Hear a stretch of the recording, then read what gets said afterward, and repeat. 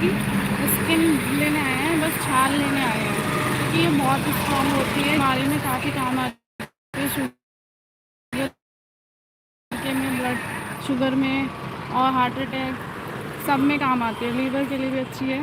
तो इसको पानी में रात को डाल के हल्की सी इतनी सी पानी में डाल दो और फिर सुबह इसका पानी खाली पेट पीने से सब चीज़ ठीक हो जाती है। पानी एकदम लाल हो जाता है। क्या? पानी एकदम लाल हो जाता है। पानी पूरा रेड हो जाता है। आप ट्राई करके देख सकते हो, जो कोलेस्ट्रॉल की गोली खाते हैं वो भी छूट जाती है।